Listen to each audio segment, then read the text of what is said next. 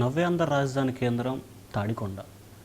రాష్ట్ర వ్యాప్తంగా కూడా 2014 వరకు ఈ నియోజకవర్గం ఒకటి ఉందని తెలుసు కానీ ఈ ప్రాంతానికి మాత్రం అనూహ్యంగా ఒక కీలకమైన ప్రాంతంగా చర్చకొచ్చిన పరిస్థితి కనిపించింది. ఎందుకంటే 2015లో ఈ ప్రాంతాన్ని ఆంధ్రప్రదేశ్ రాజధానిగా అప్పటి ఏపీ ప్రభుత్వం ప్రకటించింది. అయితే దాదాపుగా 53,000 ఎకరాలకు సంబంధించి ఈ ప్రాంతంలో రాజధాని నిర్మాణాలు చేపట్టాలని చెప్పి అప్పటి ప్రభుత్వం నిర్మించింది. కానీ గడిచిన 5 సంవత్సరాల కాలంగా కేవలం తాత్కాలిక భవనాలు తాత్కాలికం మాత్రమే జరిగినాయి, కానీ ఎక్కడా కూడా ఒక పర్మనెంట్గా జరిగిన పరిస్థితి కనిపించలేదు. కానీ రాజధాని ప్రాంతంలో దాదాపుగా 12 శంకుస్థాపనలు జరిగిన పరిస్థితి మాత్రం ఒక అరుదైన రికార్డు అమరావతిలో ఉంది. ప్రస్తుతం ఈ ప్రాంతానికి సంబంధించిన శాసనసభ్యురాలు కొత్తగా రాజకీయాల్లోకి వచ్చారు. తెలుగుదేశం పార్టీకి సంబంధించి ఈ ప్రాంతంలో ఎక్కువగా బలమైన వర్గం ఉంది, కానీ అనూహ్యంగా రాజధాని ప్రాంతంలో టీడీపీ అభివృద్ధి చేయలేదనో లేకపోతే ఇంకో కారణంతో రాజకీయాలు కొత్తగా వచ్చిన శ్రీదేవి గారిని గెలిపించిన పరిస్థితి కనిపించింది. ప్రస్తుతం మనతో తాడికొండ శాసనసభ్యులు డాక్టర్ ఉండవల్లి శ్రీదేవి గారు.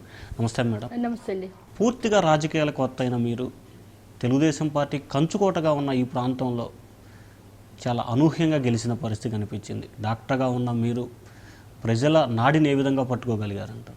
నేను రాజకీయాలకి కొత్తేమో కానీ ఈ ప్రజాసేవకి కొత్త కాదు. ఎందుకంటే తాడికొండ నియోజకవర్గం అనేది ఇక్కడ 175 నియోజకవర్గాల్లో ఒకటి.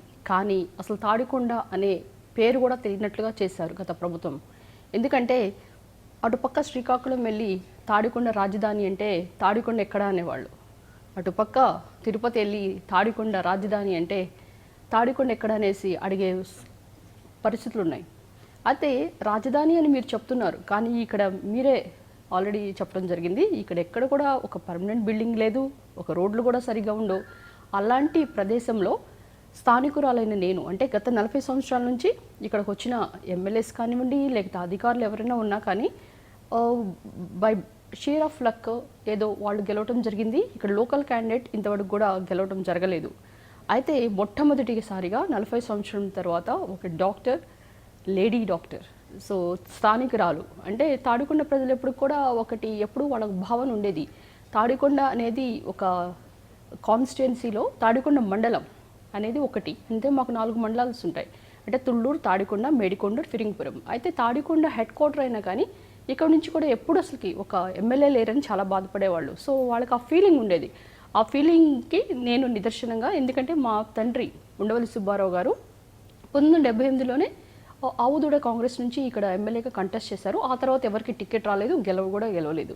అంటే మొట్టమొదటిసారిగా జగన్మోహన్ రెడ్డి గారు ఒక తాడికొండకి ఒక డాక్టర్ని పంపించి ఇక్కడ తాడికొండ నియోజకవర్గ అభివృద్ధిని డెవలప్ చేయడానికి, అంటే నన్ను ఇక్కడికి ఎంచుకున్నందుకు నాకు మొట్టమొదటిసారిగా చాలా గర్వంగా ఉంది.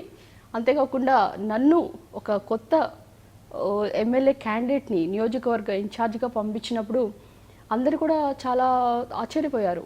ఈ అమెరికాలో చదువుకుంది, ఏసీ రూమ్లో ఉంటారు, ఇక ఈ పరిస్థితిలో ఎంత హాట్గా ఉన్న ప్రదేశంలో నేను వచ్చినప్పుడు ఇది -25,000లో ఉంది. అలాంటి టైంలో జగన్ గారు నన్ను ఎంచుకోవటం అనేది ఒక, అంటే తాడికొండకి ఒక బుల్లెట్ వేసిన విధంగా జరిగింది.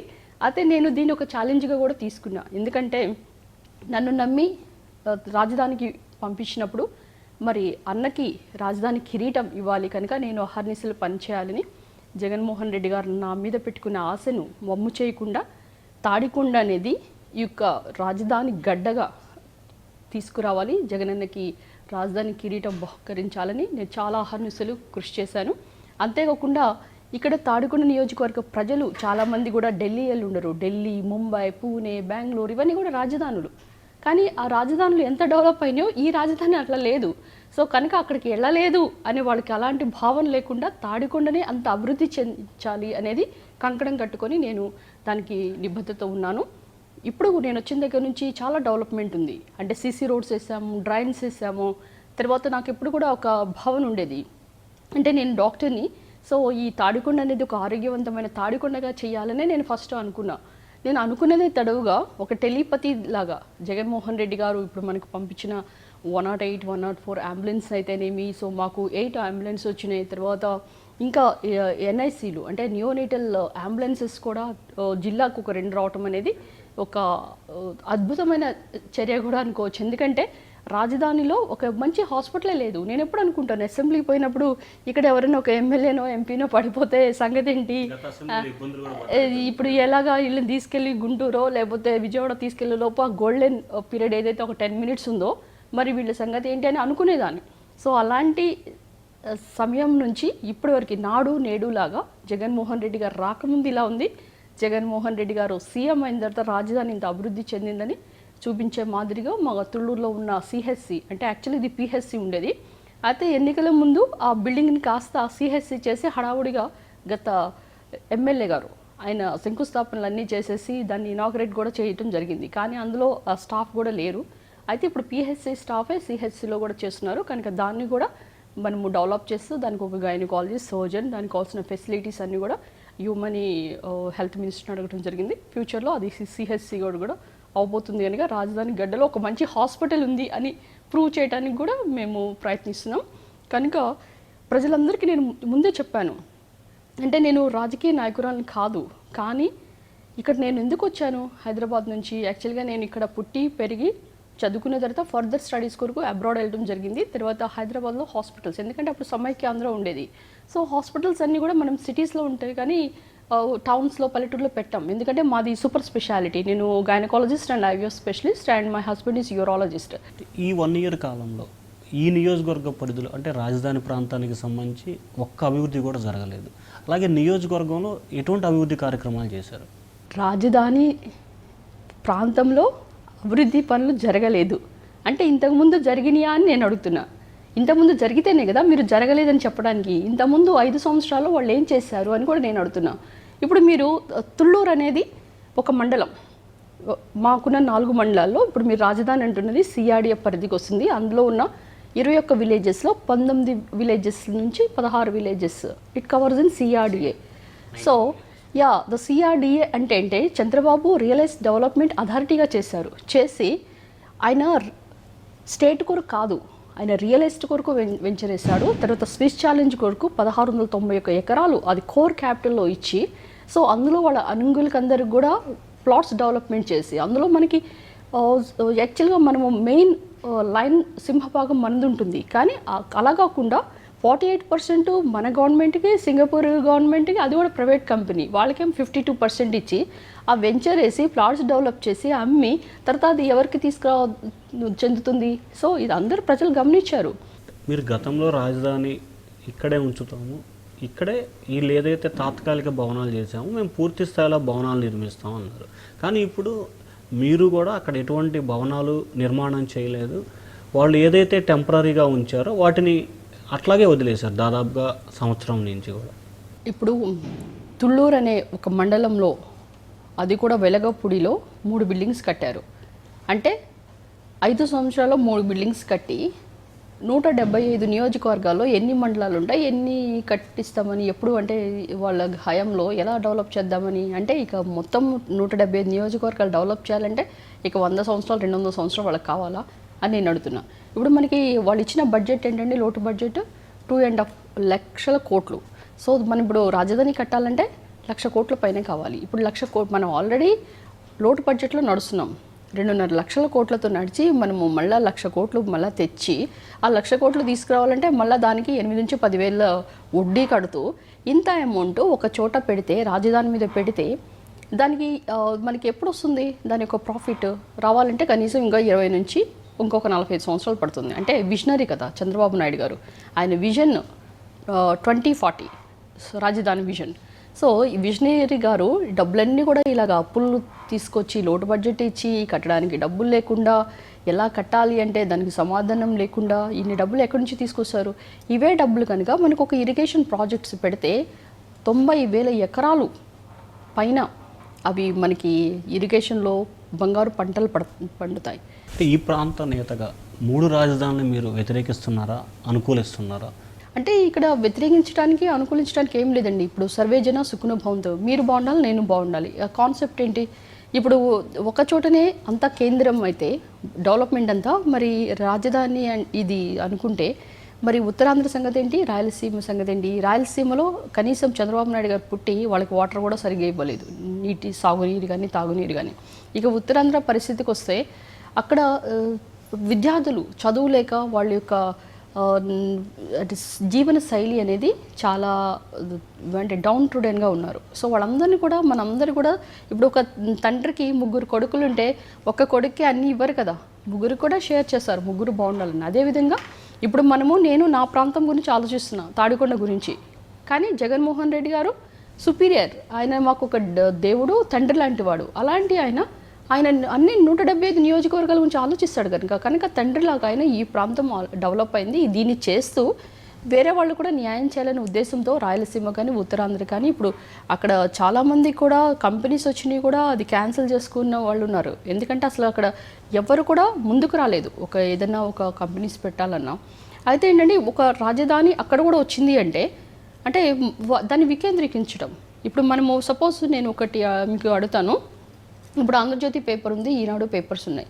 ఇప్పుడు హైదరాబాద్లో సెంట్రల్ ఆఫీస్ ఉంటుంది, కానీ మరి మారుమూల తాడికొండకి పేపర్ ఎలా వస్తుంది అంటే వాళ్ళ యొక్క ఏజెంట్స్ కానివ్వండి, ఆఫీసర్స్ కానీ డిస్ట్రిక్ట్ లెవెల్లో పెట్టుకొని ప్రతి ఒక్క న్యూస్ కూడా డిస్ట్రిక్ట్ నుంచి తెప్పించుకొని, ఎందుకంటే హైదరాబాద్లో వచ్చిన 10 మంది న్యూస్ రాయరు కదా, సో డిస్ట్రిక్ట్ లెవెల్ కూడా తెప్పించుకొని ఊర్ల నుంచి వాళ్ళ యొక్క జర్నలిస్ట్ ఉంటారు. సో వికేంద్రీకరణ చేసి వాళ్ళందరూ అవుట్పుట్గా ఒకటి పేపర్ రిలీజ్ చేస్తారు. సో ఈ పేపర్ అనేది ప్రతి చోటకి వెళ్తుంది. అంటే అర్థం ఏంటి, అందరూ ఎంప్లాయీస్ మరి హైదరాబాద్లో ఉండొచ్చు కదా.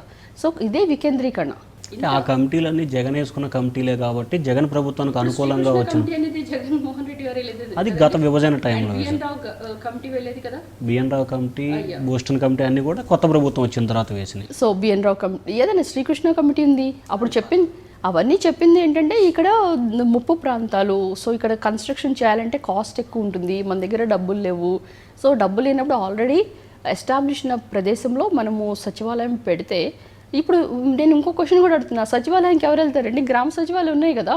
ఇప్పుడు మనకు ఒక ఆరోగ్యశ్రీ కావాలి, ఆరోగ్యశ్రీ కావాలంటే మనకి ఆరోగ్యశ్రీ కార్డు వచ్చేసింది, దానికి క్యూఆర్ కోడ్ వచ్చింది, ఎవరెక్కడైనా మన ఆరోగ్యశ్రీ పథకంలో మనం ట్రీట్మెంట్ చేసుకోవచ్చు.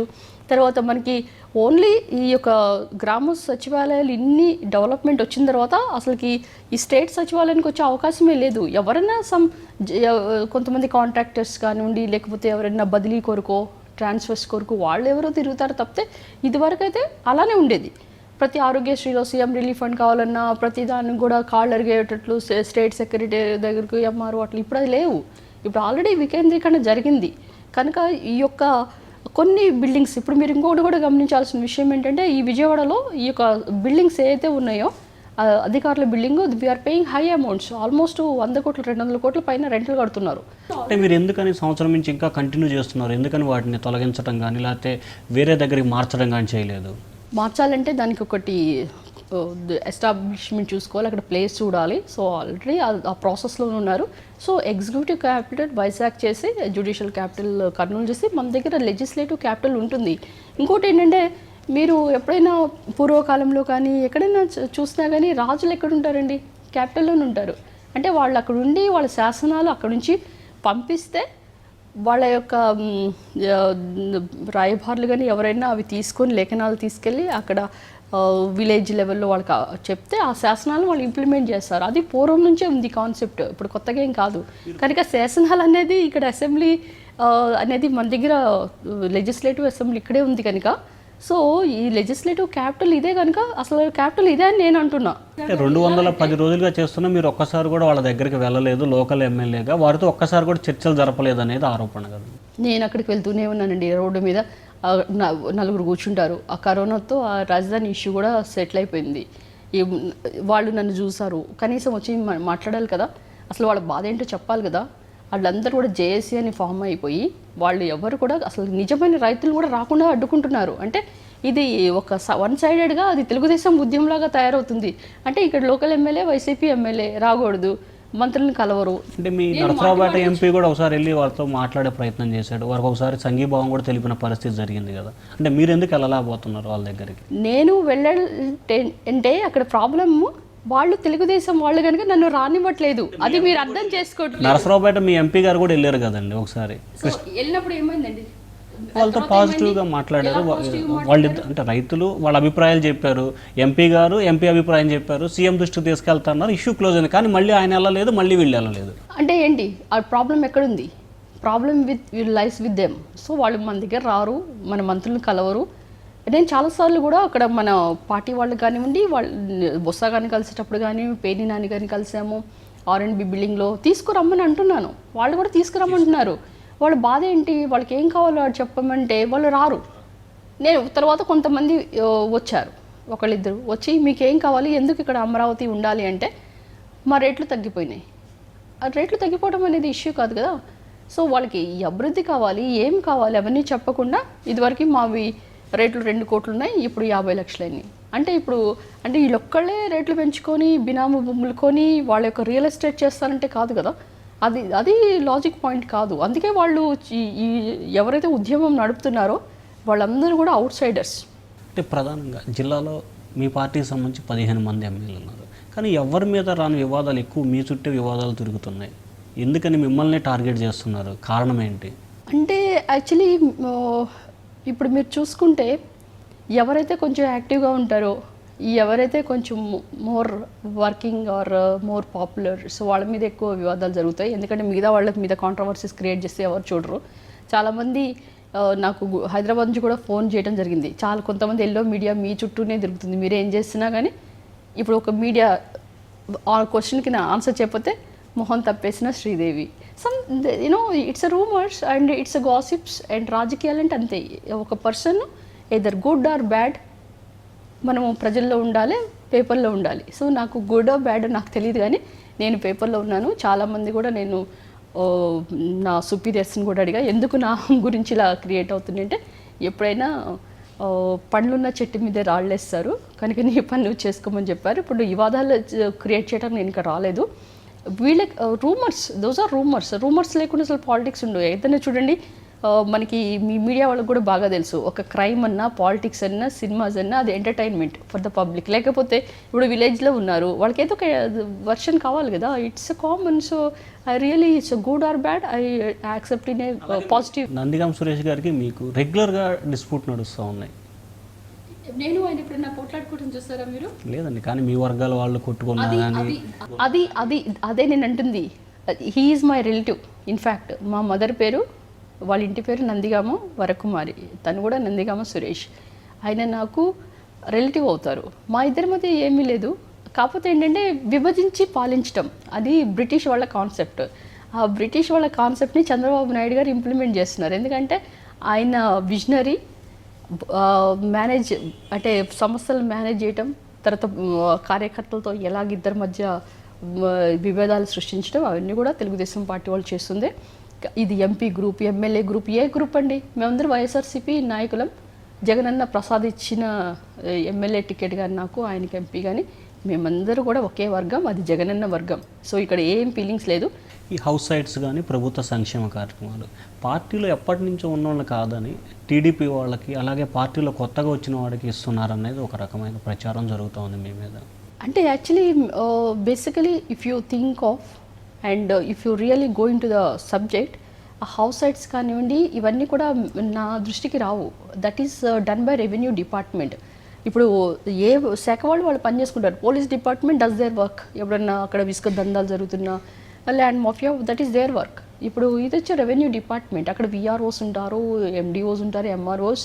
సో వాళ్ళందరూ కూడా ఇక హౌస్ సైట్ ఇవ్వాలంటే వాళ్ళకి కొన్ని గైడ్లైన్స్ ఉన్నాయి. లేకపోతే వాళ్ళకి కరెంటు బిల్లు కట్టకూడదు, దెన్ ఓన్లీ వాళ్ళకి హౌస్ లేదని కదా అర్థం. అయితే సమ్ వాళ్ళకి లైక్ వెహికల్ ఉండకూడదు, there are some guidelines. So అయితే ఏంటంటే జగన్మోహన్ రెడ్డి గారు చెప్పింది ఏంటంటే, ఆయన అనౌన్స్మెంట్ చేయటం కూడా డైరెక్ట్ పబ్లిక్గా చేశారు.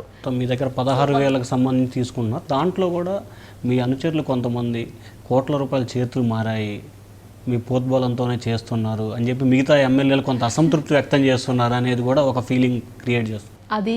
అదేనండి. ఇప్పుడే నేను మీకు చెప్పాను.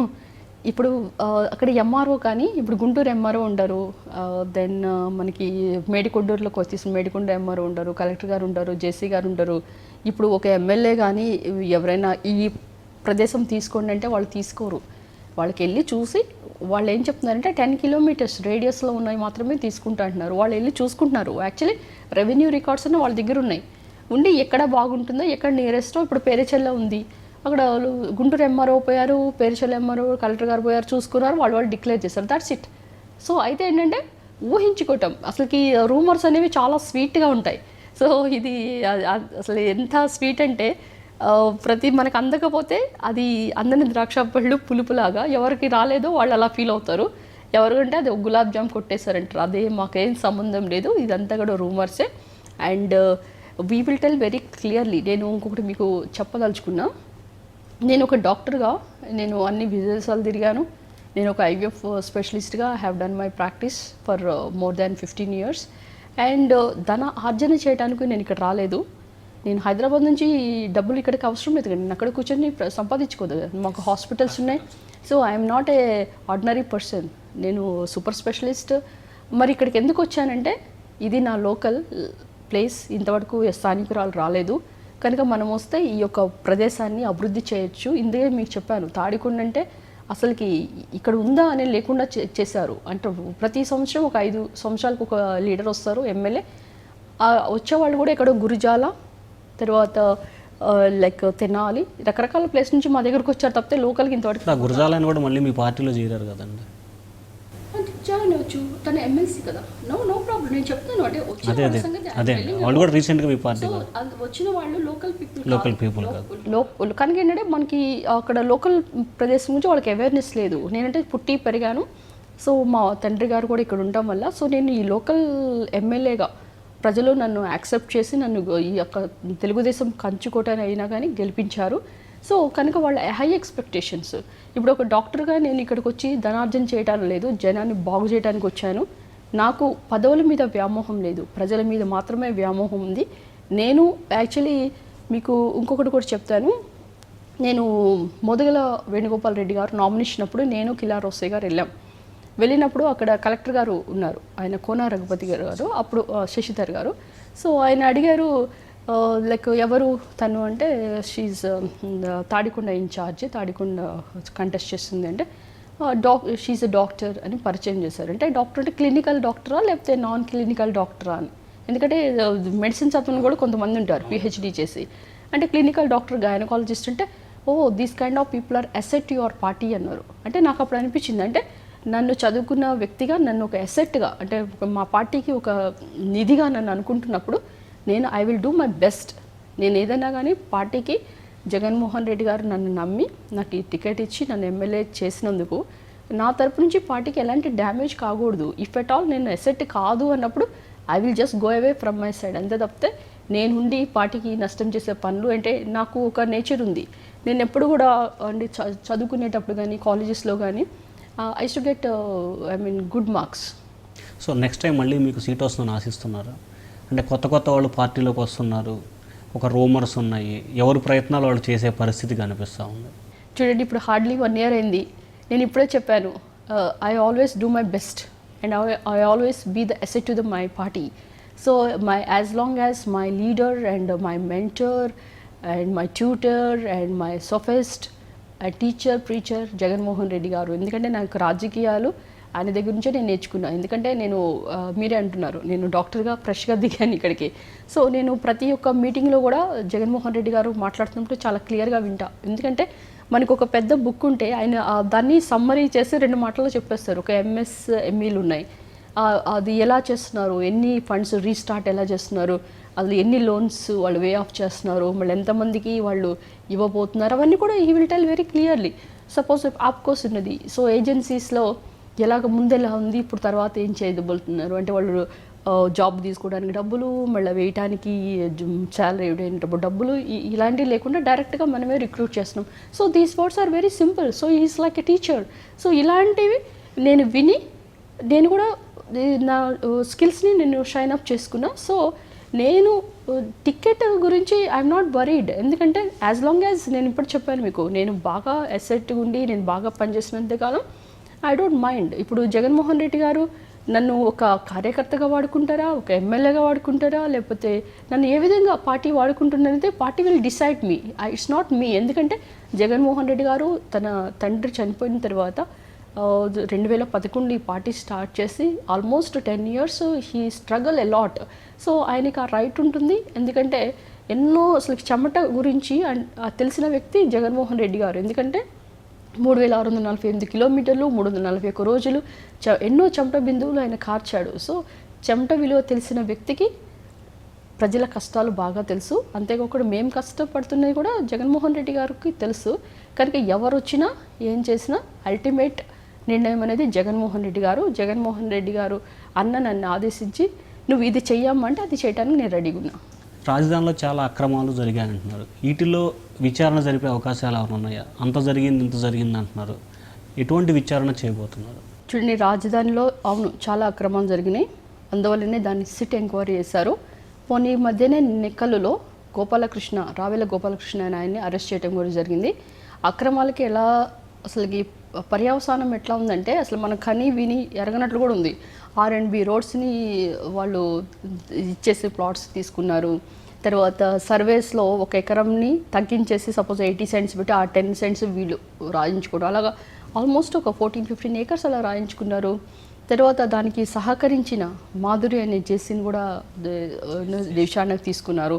సో ఇప్పుడు రాజధానిలో ఈ ఎంక్వైరీ అంతా అవుతుంది. తప్పనిసరిగా ఇప్పుడు బడా బాబులు ఎవరైతే ఉన్నారో వాళ్ళందరూ కూడా ఫ్యూచర్లో జైలుకి వెళ్ళే రోజులు దగ్గరగా ఉన్నాయి. అందుకనే వాళ్ళు ఈ హంగామా చేస్తున్నారు. ఎందుకంటే ఎప్పుడైతే అచ్చెన్నాయుడు గారు అరెస్ట్ కానీ, కొల్లు రవీంద్ర అరెస్ట్ కానీ ఇవన్నీ చూస్తుంటే ఆ పర్యవసానాలు వాళ్ళందరికీ కూడా ఒక గుండెల్లో రైళ్లు పరిగెత్తున్నాయి. అది అచ్చెన్నాయుడు ESI స్కామ్ దగ్గర నుంచి, కొల్లి రవీంద్ర గురించి, ఎవరు అయ్యన్న పాత్రుడు అసలుకి మహిళలను కూడా చూడకుండా బట్టలు విడదీసి కొడతానని, అసలు భాష కానీ అసలు మహిళలంటే వాళ్ళు ఎంత చిన్న చూపు. అదే జగన్మోహన్ రెడ్డి గారు అయితే మహిళలకు పెద్ద పీట వేశారు. ఆకాశంలో సగం, అవన్లో సగం, మరి మీకు పదవుల్లో మాత్రం ఎందుకు సగం ఉండకూడదమ్మా అని 50% నామినేటెడ్ పోస్ట్లో పనుల్లో కానీ వీళ్ళకి సమభాగం ఇచ్చారు. సో ఇంత మహిళలంటే ఈవెన్ డాక్టర్ బిఆర్ అంబేద్కర్ కూడా అంటారు, ఏమంటారంటే అసలు మన దేశం అభివృద్ధి ఎలా ఉంది అని ఎవరన్నా అడిగితే అక్కడ మహిళలకు ఇచ్చిన సంక్షేమ పథకాలు కానివ్వండి వాళ్ళ యొక్క అభివృద్ధిని బట్టే నేను కొలమానంగా తీసుకుంటున్నాను. కనుక ఎప్పుడైనా కానీ మహిళలు ఎక్కడ పూజించబడతారు అంటే ఎత్ర నారింద్రం పూజతే రమంతే తత్ర దేవత అంటారు. మీ నియోజకవర్గంలో 4 మండలాలు ఉన్నాయి, కానీ మీకు మెజారిటీ ఒకే మండలంలో వచ్చింది కాబట్టి మిగతా 3 మండలాల పట్ల అభివృద్ధి సక్రమంగా చేయట్లేదని మొదటి నుంచి ఒక ఆరోపణ ఉంది. కానీ మీరు చెప్తుంది రాంగ్ అండి. నాకు 3 మండలాలు మెజారిటీ వచ్చింది. ఈ తుళ్ళూరులో ఇదివరకు యాక్చువల్గా మీరు స్టాటిస్టిక్స్ తీసుకుంటే తుళ్ళూరు అనేది ఎప్పుడు కూడా మైనస్సే. ఇప్పుడు మనకి రాజధాని రాకముందు పోయిన 2014లో 4500 మైనస్ ఉంది ఇక్కడ. అయితే రాజధాని వచ్చిన తర్వాత ప్రతి ఒక్కళ్ళ ఎకరం కూడా 1 కోటి 2 కోట్లు అయింది. అంటే వాళ్ళు ఆల్మోస్ట్ తెలుగుదేశం ప్రభుత్వం వేసుకున్నది ఏంటంటే ఎవరికైనా మీకు 1 ఎకరం ఉంది, మీకు 2 కోట్లు వస్తుందంటే ఒక ఓటు వేస్తారు కదా. సో ఆ లెక్క ప్రకారం వాళ్ళు వేసుకుంది ఇక్కడ 15 నుంచి 10,000 మధ్య మాకు వస్తుంది, మేము గెలుస్తామని ధీమా ఉంది. కానీ దాన్ని నేను ఎదుర్కొని వాళ్ళకు కూడా ఇప్పుడు రాజధాని ప్రజలు కూడా ఇప్పుడు తెలుగుదేశం వాళ్ళైనా లేకపోతే అక్కడ ఉన్న ప్రజలు ఎవరు కూడా నా మీద ఇప్పుడు నేను ఉండబట్టి ఈ రాజధాని ఉద్యమం కూడా ఈ మాత్రం ఆగింది. ఎందుకంటే they have a soft corner towards me. అంటే ఎంఐ లోకల్ డాక్టర్ అమ్మ మేడం ఏం చేస్తుంది, తను మనకు వరకు అభివృద్ధికి కృషి చేస్తుంది, ఏదైనా చేస్తుంది. జగన్ గారి దగ్గర తీసుకెళ్ళి తను చేయగల సామర్థ్యం వాళ్ళకు ఉంది అని వాళ్ళు ఇంకా నమ్ముతున్నారు. ఇప్పుడు నేను వాళ్ళని అడగకుండానే రైతులకి కౌలు వేయించాను, వాళ్ళని అడగలేదు కదా. అంటే తెలుగుదేశం అయినా కానీ వైఎస్ఆర్సీపీ నేను అక్కడ పార్టీ చూడలేదు కనుక సంక్షేమ పథకాలు ఇప్పుడు మున్సిపాలిటీ చేస్తున్నాం, వైసీపీ వాళ్ళకే చేయటం వీళ్ళకి చేయకుండా అలా లేదు. సో కంపల్సరీగా తను మా గురించి పట్టించుకుంటుంది. మేమందరం ఆమెకు మద్దతు తెలుపుతున్నామని ఇండైరెక్ట్గా వాళ్ళకి ఒక హోప్ ఉంది నా మీద. కనుక వాళ్ళు నన్ను నమ్మారు. ఈవెన్ తెలుగుదేశం క్యాండిడేట్ కానీ what ever he's also senior. So అంత సీనియర్ని ఓడించామంటే అది ఒక క్రెడిట్ ఉంటుంది మనకి. So I always want to be the best. So I will do my best for my party and I'll always be an asset to the party. So I'm really happy that I'm a Jagan Army and I really again thankful for my young and dynamic CM that to give me this kind of opportunity and to serve the public and I really again thank you for you all for giving me this opportunity to tell my feelings for the public. So మొత్తం మీద చూసుకుంటే రాజధాని నిర్మాణ పనులు గత ప్రభుత్వం graphics మాత్రమే చేసింది, ఎక్కడ సరైన రీతిలో పనులు చేయాలి. కానీ గత ప్రభుత్వం నిలిచివేసిన పనులన్నీ పూర్తి స్థాయిలో చేస్తాము. యాక్సిస్ రోడ్లు కానీ అలాగే ఏదైతే కన్స్ట్రక్షన్ జరిగిన 60% పైగా జోన్లు వాటన్నిటిని కూడా పూర్తి చేస్తాం. అలాగే ఏదైతే జిల్లాలో ఏ ఎమ్మెల్యే మీద లేని ఆరోపణలు జరుగుతున్నాయి. తన మీద రావడానికి కేవలం తన ఎదుగుదల చూసి మాత్రమే మిగిలిన వారు ఆరోపణ చేస్తున్నారు. ఎవరు ఎన్ని ఆరోపణలు చేసినా, లేకపోతే వచ్చే ఎన్నికల్లో జగన్ ఏ నిర్ణయం తీసుకున్నా కట్టుబడి ఉంటాను. తాను నియోజకవర్గ అభివృద్ధి కోరకమే రాజకీయాల్లోకి వచ్చాను. ఖచ్చితంగా నియోజకవర్గ అభివృద్ధి చేసి తీరుతాను. అలాగే రాజధానికి సంబంధించి మారుమూల ప్రాంతం ఉంది కాబట్టి వికేంద్రీకరణ ఖచ్చితంగా జరగాలి, జరిగితేనే రాష్ట్ర అభివృద్ధి జరుగుతుందని చెప్పి తాజాగా తాడికొండ శాసనసభ్యులు శ్రీదేవి గారు అంటున్నారు. Over to studio.